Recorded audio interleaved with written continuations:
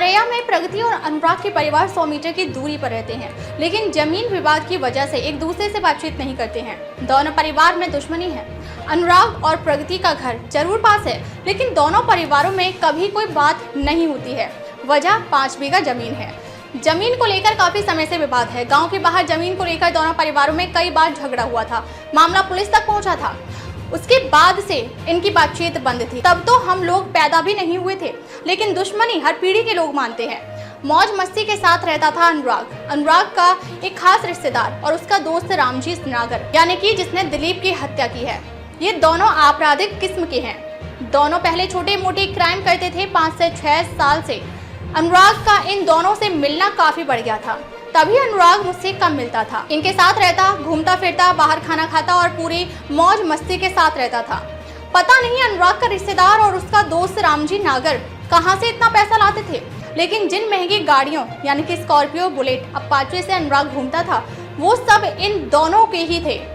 दोनों अनुराग को महंगे महंगे कपड़े दिलाते थे। शायद वो दोनों अनुराग को लालच देकर गलत काम करवाना चाहते थे। उन दोनों की संगति का ही ये असर है जो उसने किसी की हत्या करवा दी। जब अनुराग महंगी गाड़ियों से गांव आता तो प्रगति उसको देखकर खुश होती। परिवार के विवाद के कारण वो कभी उसे बोलने की हिम्मत नहीं कर पाई, लेकिन वो अनुराग को देखा करती थी। ये बात अनुराग जानता था। अनुराग प्रगति को पसंद करता था, ये बात उसने मुझे बताई थी। प्रगति जेल में बस रोती रहती है।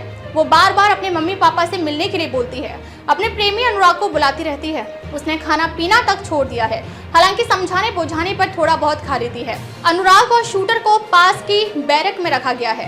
प्रगति की बैरक करीब 20 मीटर की दूरी पर है। ये बातें इटावा जेल के एक अधिकारी ने बताई हैं। उन्होंने बताया कि जेल के नियम के मुताबिक केवल खून के रिश्ते और परिवार के लोगों को ही कैदी से मिलने की अनुमति होती है। ऐसे में हम लोग अनुराग को प्रगति से नहीं मिलवा सकते।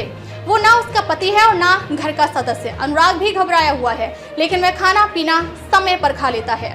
बात वो भी किसी से नहीं करता और ना ही कोई डिमांड कर रहा है। 19 मार्च को दिलीप काम से वापस लौट रहे थे। दोपहर करीब 1:30 बजे दिलीप ने बड़े भाई संदीप को घर आने की सूचना दी। सहार थाना क्षेत्र के पास एक होटल पर रुके दिलीप को कुछ बाइक सवार युवक मिले। उन्होंने खाई में फंसी कार को हाइड्रा से निकालने के बहाने दिलीप को अपने साथ ले गए।